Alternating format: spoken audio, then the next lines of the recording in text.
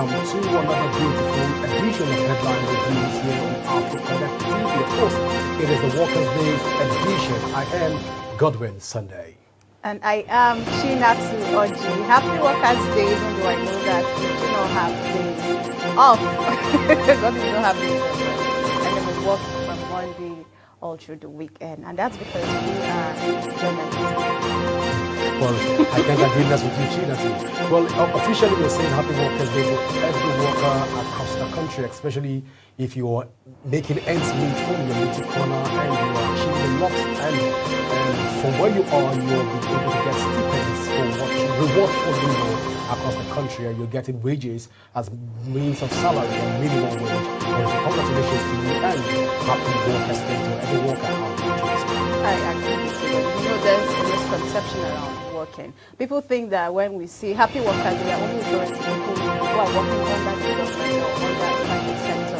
I just like everyone to understand that no matter where you are, no matter the corner of the room you are working from, as long as you're making ends meet, you're getting reward for a labor you put out, then you are a worker. We're celebrating today on AfroConnect. Yeah, Chinatu, is a good way to start the show today, talking about worker celebration. And also speaking about worker celebration, you know, across the country and across the world right now, workers are in various places celebrating themselves also. And I know in Eagle Square right now, as we speak, workers are celebrating themselves, even in National Stadium in Lagos and across the state, and governors across the state are also identifying with workers in order to commensurate with them on this day, which is the Workers' Day celebration. Workers, we can't congratulate you enough on this day. And remember, the Workers' Day celebration has been a part of the United Nations Day to just set aside to celebrate workers for their various inputs into productivity across the world. And we say on this table once again, Chinatu, Happy Workers' Day. Well, we'll go on a short break right now. When we come back, we'll be delving into the conversations for the day. Please go nowhere as Headline Reviews continues in a moment.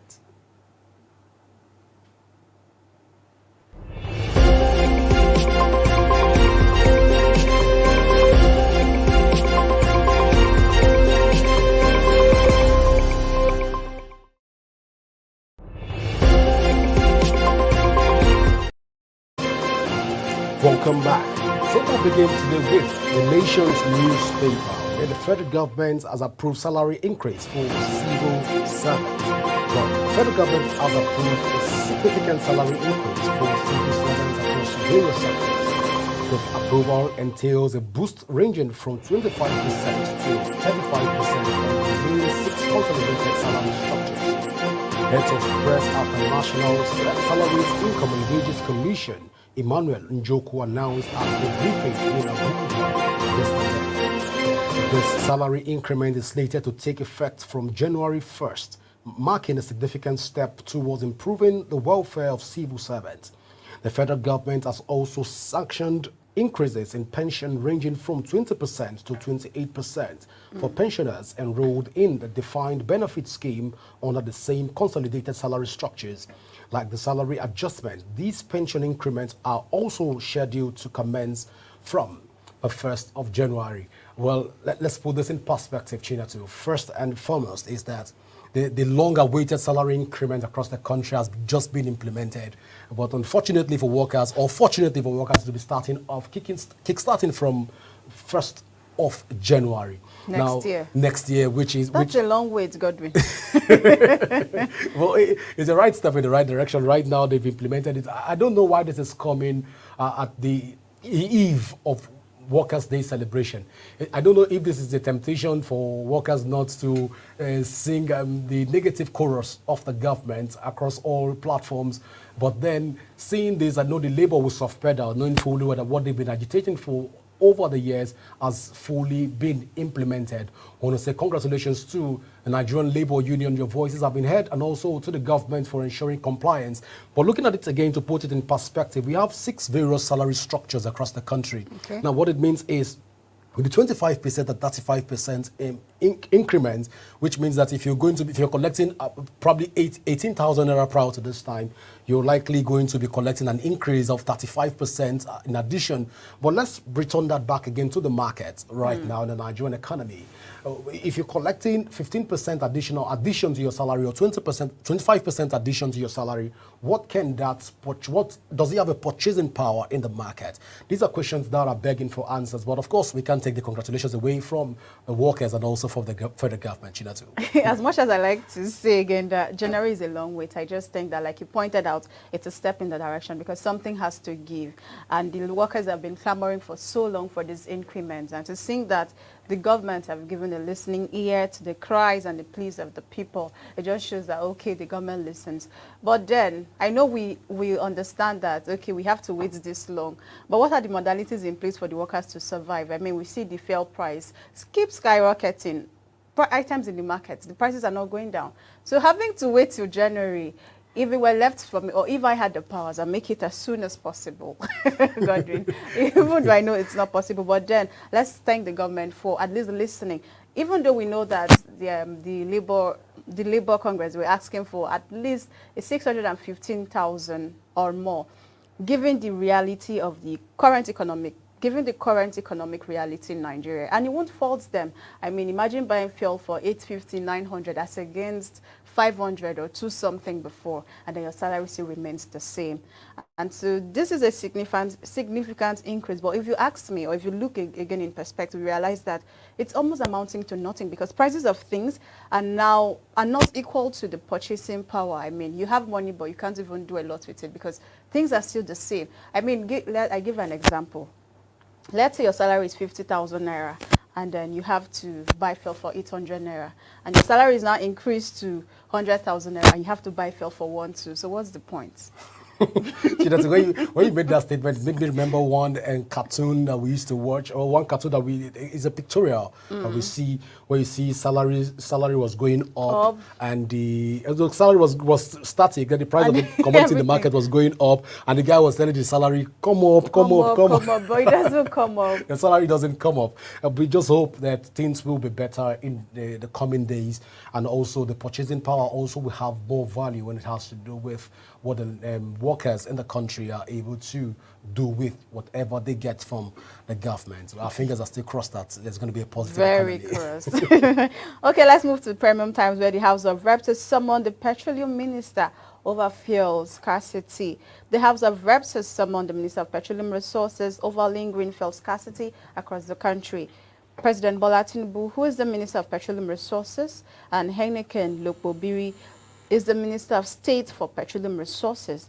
The lawmakers did not indicate who they are inviting, although it is unlikely that they may be inviting the president, or they would be inviting the president. The resolution to summon the minister was sequel to a motion of urgent public importance moved by Shehu Ajilu on Tuesday after the resumption of the House from a 40-day break.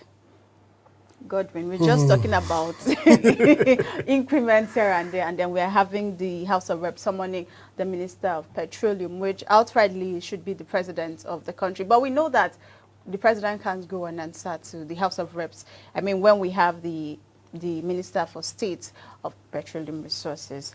But these are urgent things that needs to be done. Increments in the market. Here is 950, the other place is 850. And sometimes you even have the money, you can't even buy this thing.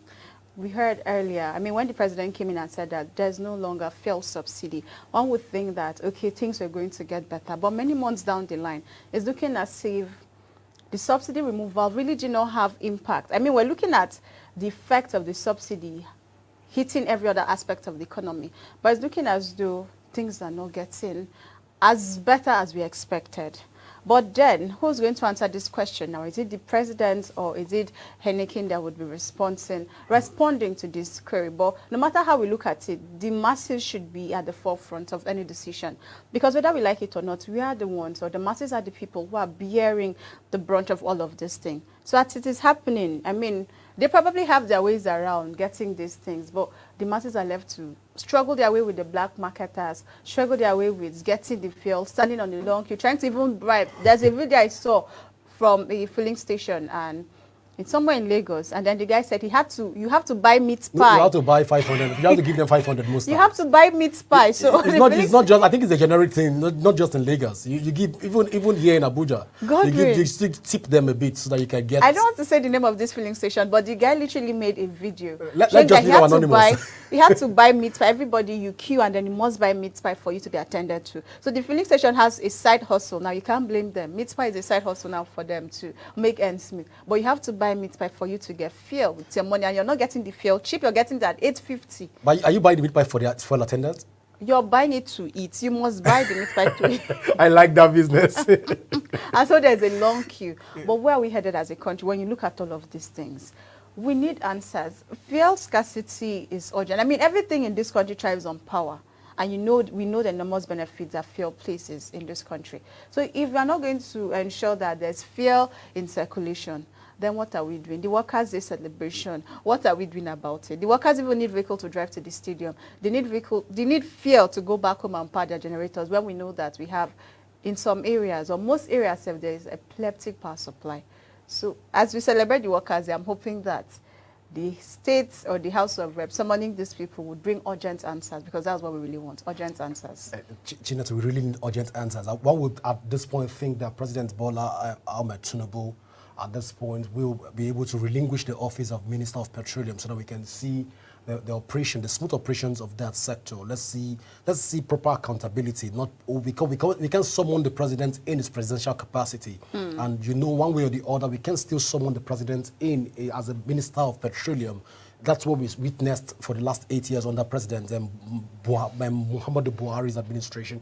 So we hope to see something different so that we can hold people accountable for various activities, the way they've been able to discharge their primary responsibilities. But looking at the House of Reps at this point, someone in this force scarcity has been there for more than days. Yeah. So I'm wondering at this point, what changed? How come the National Assembly just woke up to its responsibility of summoning the minister? As soon as the force scarcity started, or it was being perceived in some quarters in the country, one we expect that swift actions should be taken by the people's representative to summon those who are saddled with the responsibility of executing the will of the people. We call them to order to ensure that they be able to give the people proper accountability. Now, remember, in putting this in more even concrete perspective, we're saying that the fuel scarcity has been a lingering issue for some days now. And from places like Abuja, they're still saying that it's going to still last for another 2 weeks. Although 300 million barrels has been brought into the country, but they're still saying that, hey, before this thing gets to the grassroots and to the marketers, then that's Ipman to begin to distribute these products to the grassroots. It take a while. People buy fuel as high as 900 naira per liter. In Nasarawa, at least I witnessed it firsthand. In Nasarawa, we're buying fuel for 900 naira per liter. So as soon as we even perceive this, one would have thought that the National Assembly will swift into action and ensure that we are able to put this into some form of to curtail the excesses that may spill from this whole fuel scarcity thing. But now it is degenerating. We hope that the president will be able to address this issue. But Chinatu, what can we say just to advise the government and put the news in perspective? We can only expect the best, and we hope that they swing into action as soon as possible. All right, Chinatu, let's move to another interesting conversation. This is the Sun newspaper, and we're taking you straight to Uniben Suspend Student Union. And what do we have? It said the management of the University of Benin has approved the indefinite suspension of the student union government of the institution. The university, in a statement issued late Monday night by the registrar, Demola Bobola, said the suspension took effect from Monday, April 29, 2024. The report states that according to all officers of the student union are to hand over all properties of the union in their possession to the Dean Student Affairs not later than 4 p.m. on Tuesday, 30th of April 2024. In the interim, the caretaker committee composed of representatives of faculties, schools, and institutes has been approved to coordinate student activities during the period of suspension. Now, let's put this in perspective, Chinatu. In the week, the course of the week, we saw student Labour Party candidate went to campaign in the University of Benin, Access, and he was literally stoned and was humiliated by the student, and the school institution frowned at this. And one of the measures the school took was to ensure that they've been able to suspend the student union government in order to bring normalcy to the schools and the student environment. So this, again, is one call by every Nigerians that politics, to all Nigerians rather, that politics is not a do or die scenario, especially to the students in the university.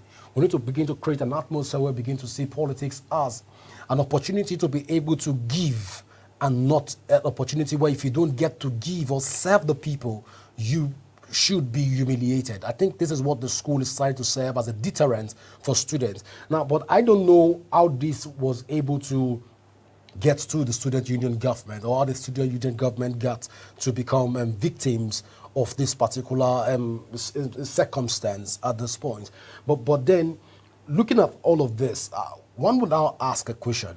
Why don't the school call the student union government together and let them dialogue, come to a round table and talk about this incident? Yes, other than dissolving the student union body.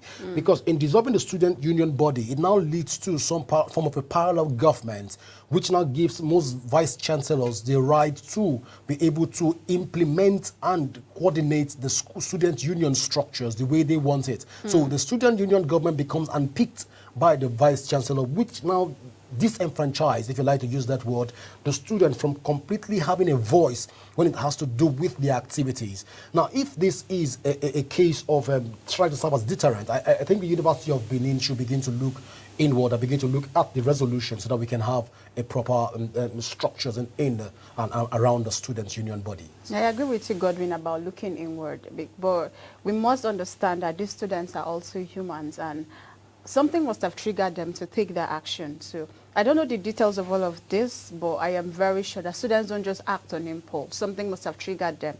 So we want to now understand, if you, I'm speaking now as somebody who has been a student, when somebody visits a school, and if you've made a promise to students before, and you've not fulfilled that promise, and you come back to the school, you're at your own risk.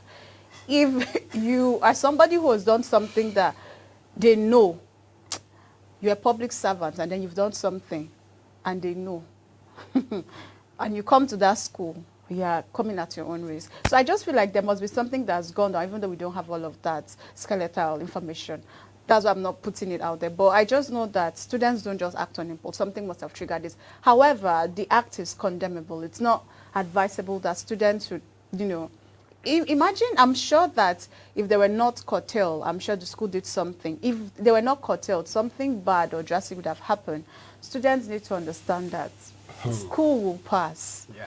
But your brand, yourself, you as an agency would stay. And what happens if you decide to contest for an office tomorrow? When you start running for an office, there are cameras these days. Videos don't lie.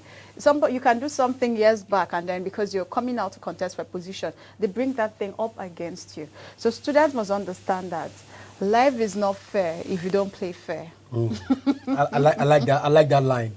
Life is not fair if you don't play fair. Let's touch passport story, Chinatu. What do you have on the passports? Oh no, Godwin. A Nigerian passport is crying.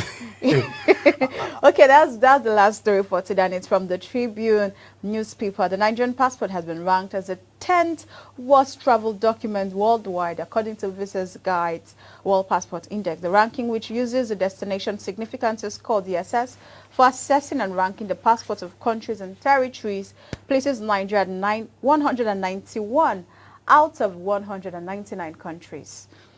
As of April, the Nigerian passport was ranked above only North Korea, Iraq, Libya, Syria, Sudan, Afghanistan, and Somalia.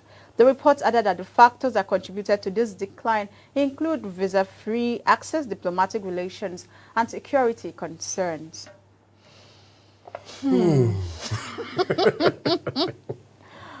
Oh no. I mean, when people say that they use their Nigerian passport as just a means of identity, just like we have the national identity card, and you read this kind of thing, you just know that you can't fault them.